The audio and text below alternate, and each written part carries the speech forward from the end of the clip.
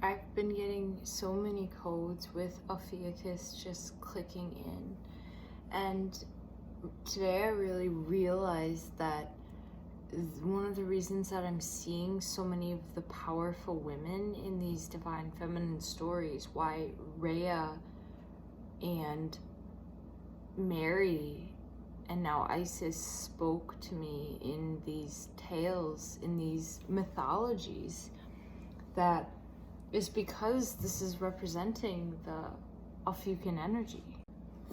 So many Ophiuchus codes, because what really clicked is realizing that Ophiuchus is showing me through these powerful feminine figures that I've been resonating with in these stories and wanting to speak about.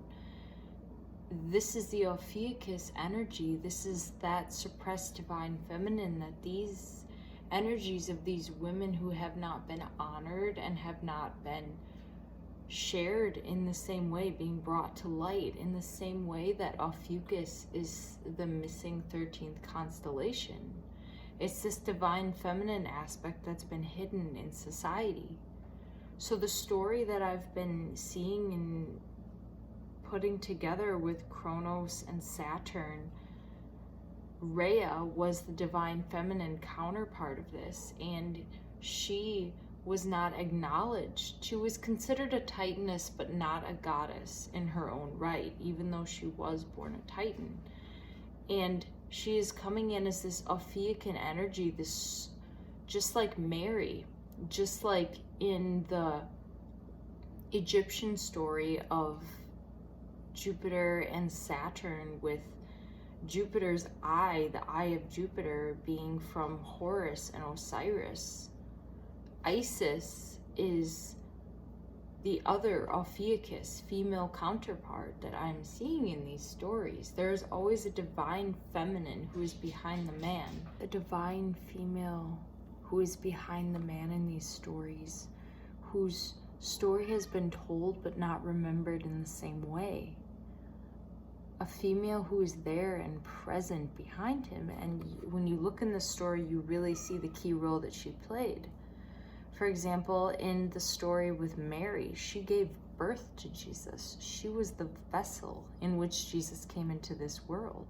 You would not have Jesus without Mary.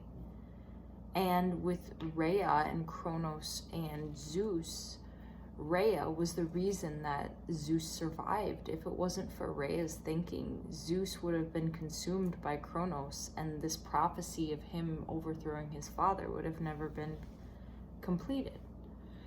And in the same way, in the Egyptian story, Isis was the one who pieced Osiris back together. Rhea, Isis, Mary, these three divine feminine aspects. Rhea means flow. This is water. Then Mary means sea, Mar-E. She is the sea from which Jesus came out of.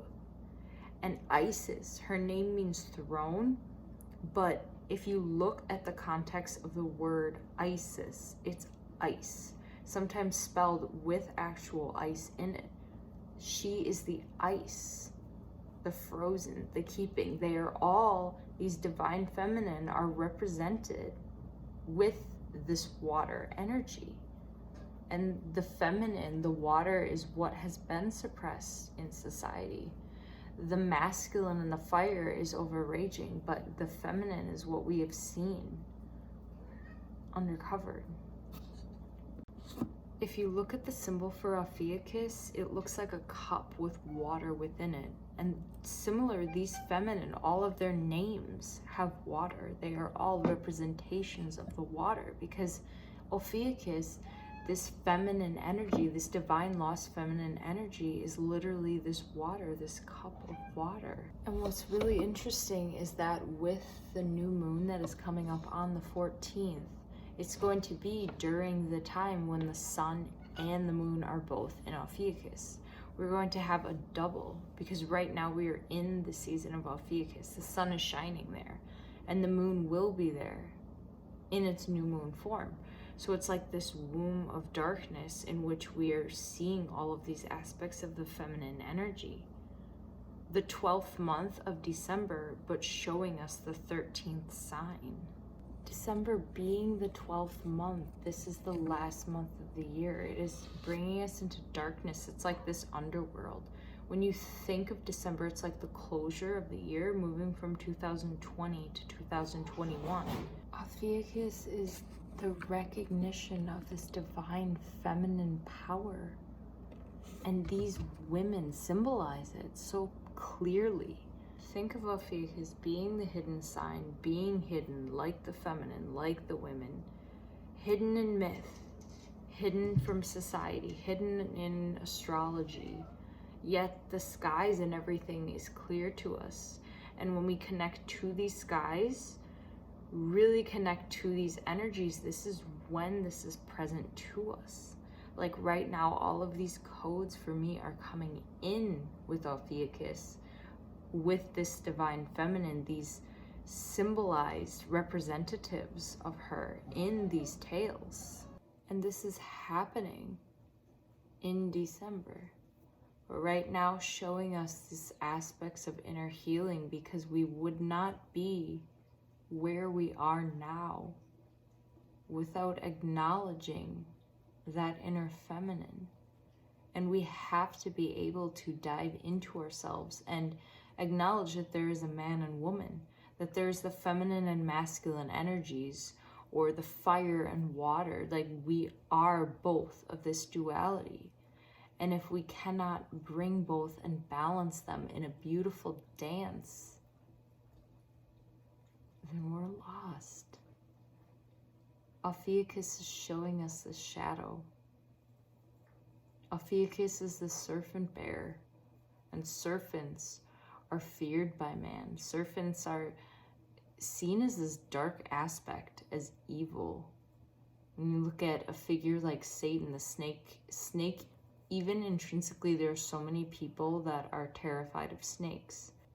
The serpent bearer is so often depicted as a man. If you look up the symbol for Ophiuchus, it almost always is shown as a man. And yet Ophiuchus is representing the divine feminine. It is the lost feminine, that 13th sign. So recognize the power of the divine feminine within you and in this world.